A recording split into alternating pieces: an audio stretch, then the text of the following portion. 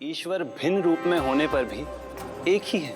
महत्व इसका नहीं कि भक्त ईश्वर को किस रूप में पूजे, महत्व तो इसका है कि भक्त की भक्ति कितनी सच्ची है, क्योंकि उसी से भगवान की कृपा मिलती है। और ऋषि गृहस्मत ने अपनी अपूर्व निष्ठा से लंबे समय तक पूजा कर ऐसी भक्ति का प्रमाण दिया था। तो अंततः ओम श्री गणेशाय नमः। ओम श्री गणेशाय नमः।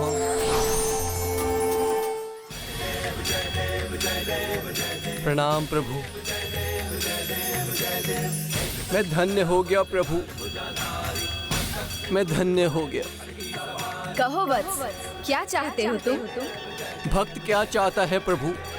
आपकी भक्ति में लीन रहना, और कुछ नहीं चाहिए मुझे, बस इतना ही वरदान दीजिए। क्या तुम भूल गए? तुम्हारे मन में कुछ प्रश्न थे तुम्हारी माता को लेकर। क्यों हुआ, कैसे हुआ? आपके दर्शन हो गए, उन प्रश्नों का कोई अर्थ नहीं रहा प्रभु। अनंत काल तक आपका भक्त बना रहूं, इसी प्रकार आपके दर्शन का सुख पाता रहूं, और कुछ भी नहीं चाहिए प्रभु मुझे।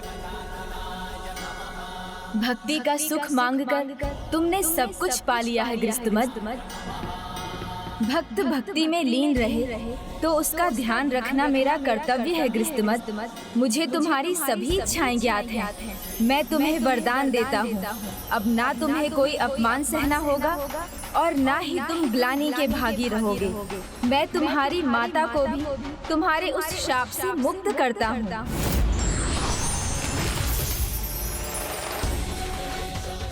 जब तक ये सृष्टि रहेगी तुम सदा मेरे भक्त के रूप में जाने जाओगे। इस स्थान पर जहाँ तुम्हें मेरे दर्शन प्राप्त हुए, वहीं एक भव्य मंदिर स्थापित होगा जिसका नाम वरद विनायक मंदिर होगा, जहाँ जो भी भक्त तुम्हारी कथा सुनते और सुनाते हुए आएंगे, उनकी इच्छाएं बिना मांगे ही पूर्ण हो जाएंगी।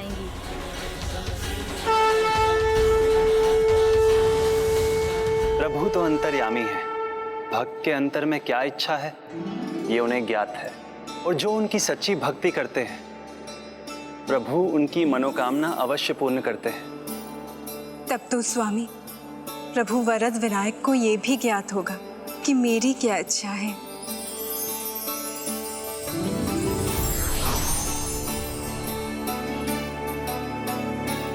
हाँ माता, आपकी मनोकामना पूर्ण होने का समय अब निकट है। आपकी अष्टविनायक यात्रा अब संपन्न जो होने वाली है। इस यात्रा में आपका अगला पड़ाव है गिरिजात्मक गणपति धाम।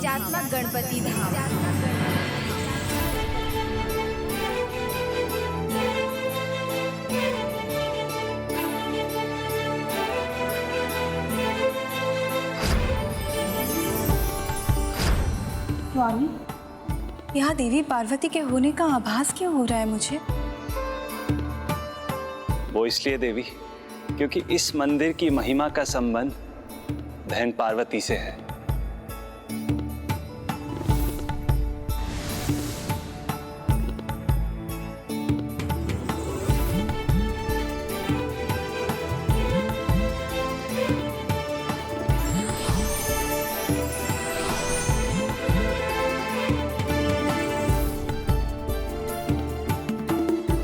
ये वही स्थान है जहां देवी पार्वती ने प्रभु गणाधिपति का ध्यान किया, जिससे वो उन्हें अपने पुत्र अर्थात प्रभु मयूरेश्वर के अवतार के रूप में पा सके। हे माता, ये स्थान जहां आपने मेरी पूजा और आराधना की है, यहाँ एक मंदिर स्थापित होगा जो मेरे नाम से नहीं अपितु आपके नाम से जाना जाएगा। उस मंदिर का नाम होगा गिरिजात्मक गणपति मंदिर। यहाँ सच्चे मन से जो भी संतान प्राप्ति की मनोकामना लेकर आएगा, उसकी इच्छा मैं अवश्य पूर्ण करूंगा। मुझे विश्वास है प्रभु मेरी प्रार्थना भी अवश्य सुनेंगे। उनकी माता होने पर भी देवी पार्वती ने प्रभु गणेश की प्रार्थना की और ये उदाहरण प्रस्तुत किया कि विघ्नहर्ता सभी भक्तों की सुनते हैं, सभी के विघ्न दूर करते हैं।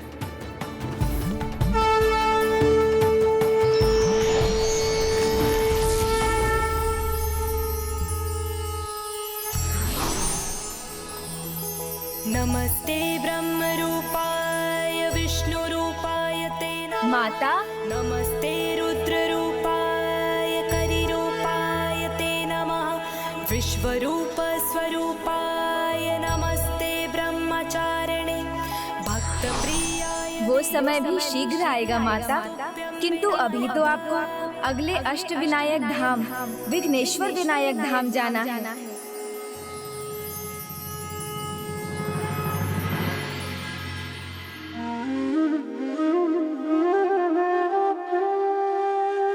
अवश्य गजानन द्वारा किसी बड़े विघ्न को हरने पर ही इस मंदिर का नाम पड़ा है विघ्नेश्वर विनायक।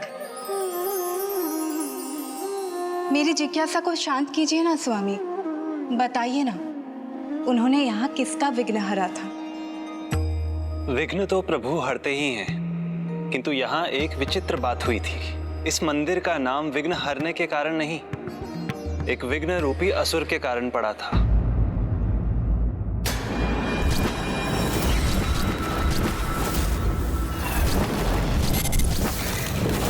मंदिर और एक असुर के नाम पर? दूसरे के मार्ग में विघ्न डालने वाले ये भूल जाते हैं कि वो विघ्न उन पर भी भारी पड़ सकता है। और ऐसा ही कुछ देवराज इंद्र के साथ होने वाला था।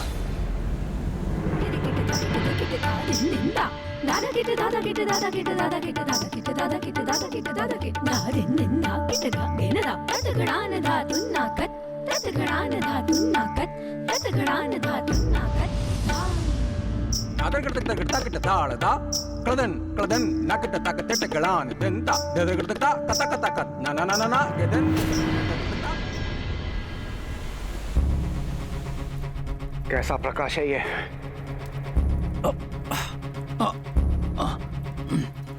कौन है ये जिसका प्रकाश मेरी दृष्टि को बाधित कर रहा है?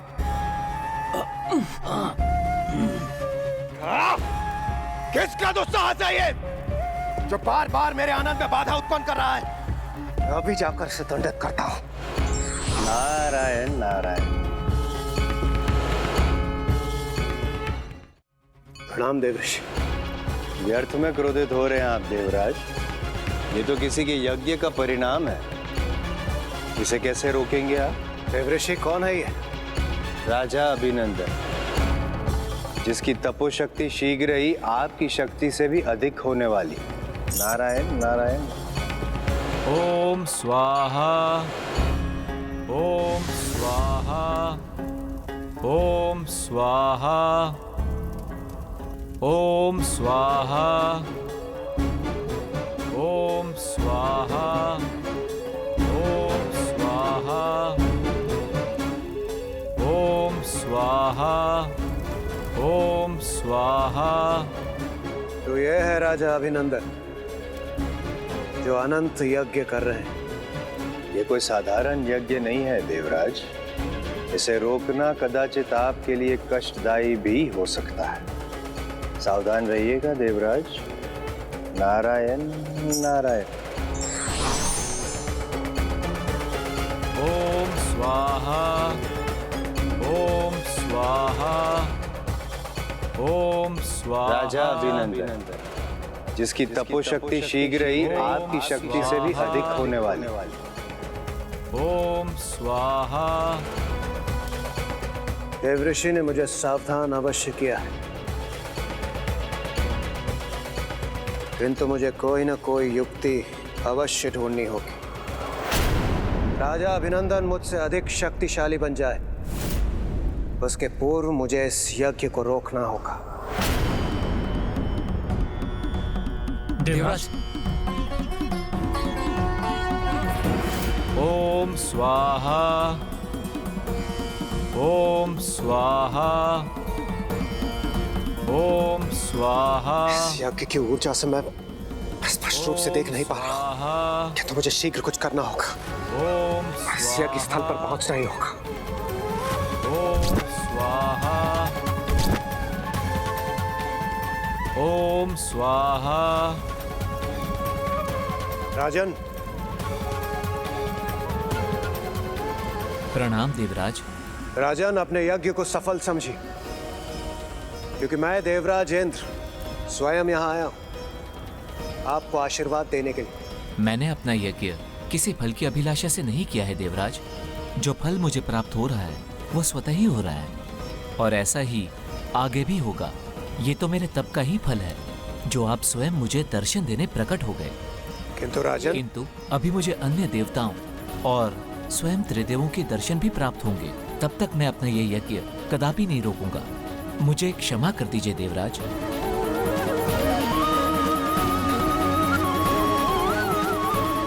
ओम स्वाहा। ये युक्ति तो विफल हुई, मुझे कुछ और सोचना होगा।